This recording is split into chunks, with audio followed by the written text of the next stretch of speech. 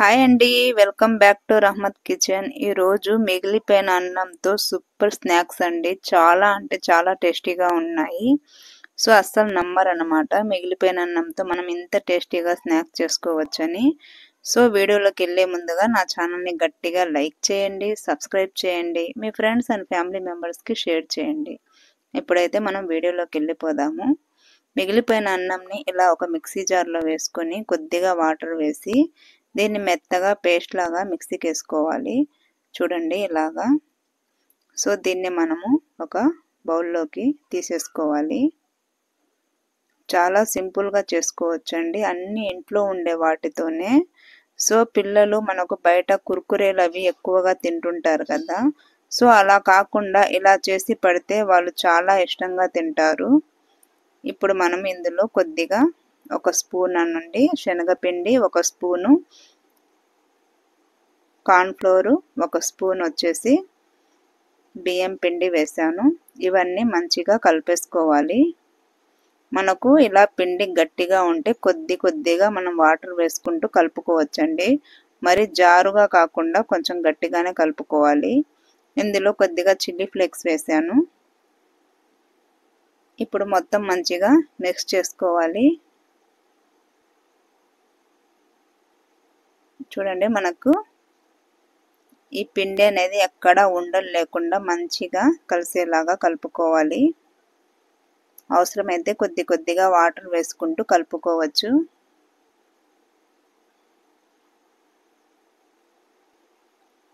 చూడండి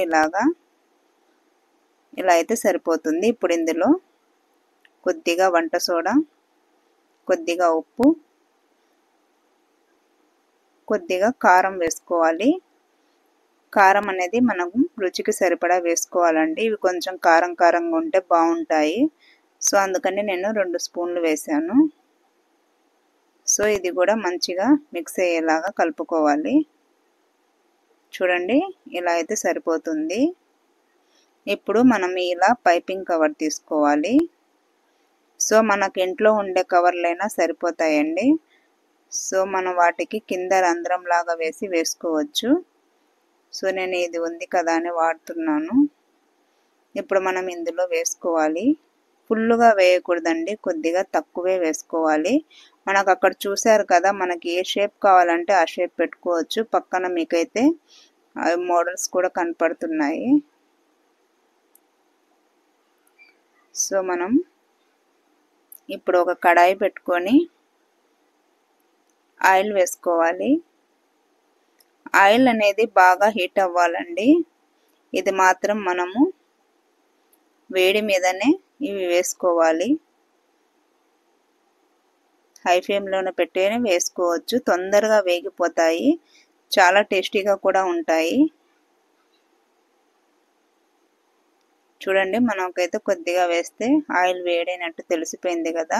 ఇప్పుడు మనం ఇలా కొద్దిగా కుర్కురేలాగా వేసుకోవాలి. షేప్స్ అనేవి మన ఇష్టం అండి, మనకి ఇష్టం వచ్చిన షేప్లో వీటిని మనం ప్రిపేర్ చేసుకోవచ్చు.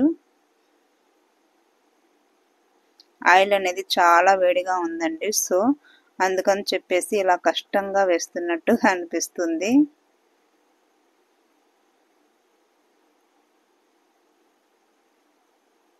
ఇలా మనం మొత్తం కూడా ఇలా నచ్చిన షేప్లో వేసేసుకోవడమే.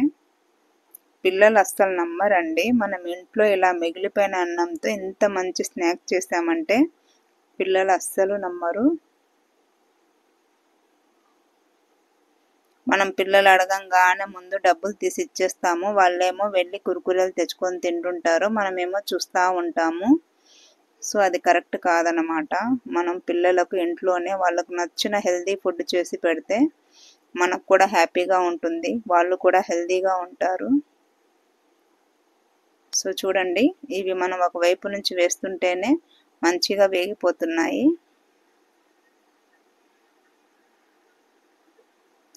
చాలా సింపుల్గా ప్రిపేర్ చేసుకోవచ్చండి, మనకు అప్పటికప్పుడు ఇది రెడీ అయిపోతుంది.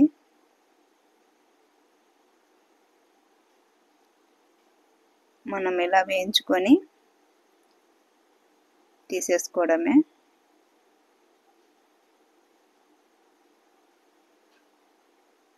చూడండి ఇలా వేగితే సరిపోతుంది. కలర్ కూడా మంచిగా వచ్చింది. సో మనం మొత్తం ఇలాగే వేయించుకోవాలి. సో చూడండి ఇలాగా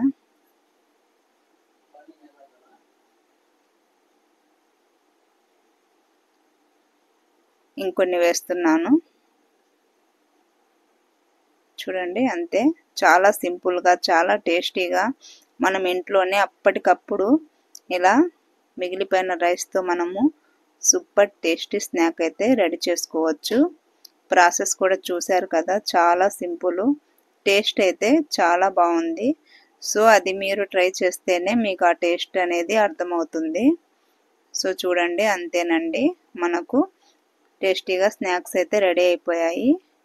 మనం ఇందులో కొద్దిగా చాట్ మసాలా వేసుకుంటే బాగుంటుంది, లేదంటే ఫ్రెంచ్ ఫ్రైస్ మసాలా ఉన్నా కానీ వేసుకోవచ్చు. నేను కొద్దిగా చాట్ మసాలా వేసి మొత్తం కలిపేసాను. ఇప్పుడు చూడండి మనకు ఎంత మంచిగా వేగాయి అనేది కూడా మీకు తెలుస్తుంది కదా. ఓకేనండి, నా ఛానల్ని గట్టిగా లైక్ చేయండి, సబ్స్క్రైబ్ చేయండి, సపోర్ట్ చేయండి. బాయ్.